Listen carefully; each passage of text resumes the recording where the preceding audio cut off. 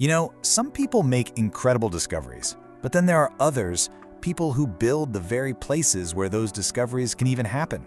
So today, let's talk about the story of Dr. St. Elmo Brady, a man who didn't just break through barriers in chemistry, he was the architect who designed the entire future of the field for Black America. Listen to these words from Dr. Brady himself. He's talking about his PhD program at the University of Illinois. That one other? Yeah, that was him. In just one sentence, you get this incredibly vivid picture of the isolation, the pressure he must have been under to break one of the highest barriers in all of science. So, what did the world he was stepping into actually look like? To really get a handle on what he accomplished, we've got to understand the sheer scale of the challenge he was facing. I mean, just look at these numbers. They're absolutely staggering. Right around the time Brady graduated, Black students made up less than 1% of the entire student body. So for a Black man to even be on campus was unusual. But to be pursuing a doctorate in a hard science, that was nothing short of revolutionary. Now, getting this PhD is the big achievement he's famous for. But for Brady, this wasn't the finish line. Not at all. This was him forging a master key, a key he was about to use to unlock doors for thousands and thousands of people to come. So, who was this man who could handle that kind of pressure? What were the influences that shaped St. Elmo Brady before he made history? Well, his foundation really stood on three key pillars. First, his mother, Celeste, who gave him a deep love of learning. Then, there was his mentor at Fisk University, Dr. Thomas Talley, who was the one who really pushed him, inspired him to aim for the very top of the scientific world.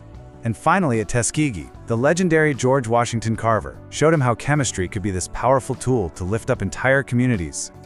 And get this, at Illinois, Brady wasn't just some student trying to get by.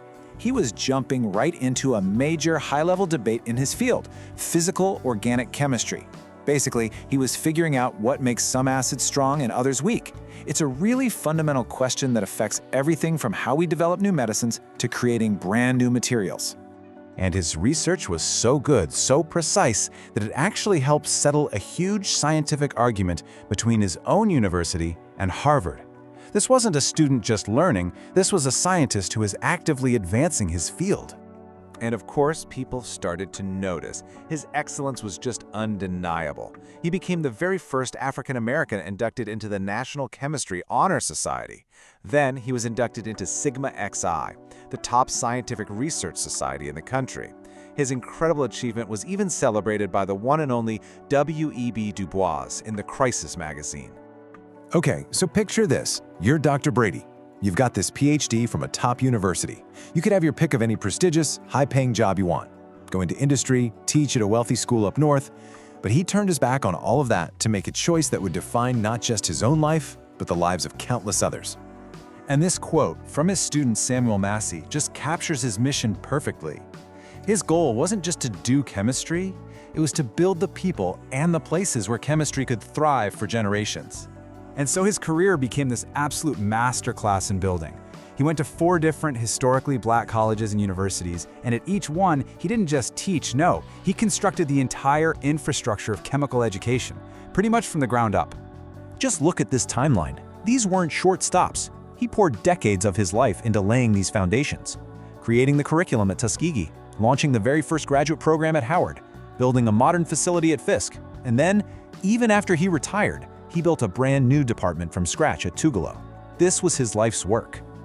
Just let that sink in for a second. 4 decades, 4 different universities. This wasn't just a job. This was a strategic, lifelong mission to create centers of scientific excellence where they had never, ever existed before. But this was about so much more than just buildings and textbooks. Brady was the architect of a national network, and the structure he built is still shaping the scientific community to this day. You see, Brady was a brilliant strategist. He knew that labs and curricula were only half the battle, so he also built the social and financial infrastructure to support them. He used the powerful networks of prominent Black fraternities to create pipelines for funding and for talent, making sure his programs wouldn't just survive, but that they would thrive. And what's so amazing is that the recognition for his work, for being this incredible architect, has just continued to grow long after he passed away. In 2019, the American Chemical Society gave him one of its highest honors, naming his work a National Historic Chemical Landmark. And what's crucial is that it wasn't just for one school, but for his connected legacy across all the institutions he built. This powerful metaphor from his student, it just says it all. Brady's legacy isn't some old artifact in a history book.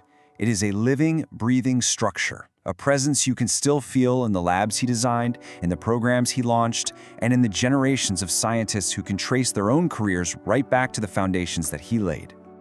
Dr. Brady's story really makes you think, doesn't it? It forces us to look beyond the flashy headline, beyond the single big discovery. It reminds us that progress depends just as much on the quiet architects, the ones who build the labs, the programs, the institutions that make it possible for everyone else to succeed. So it leaves us with a question. Who are the architects building that infrastructure today?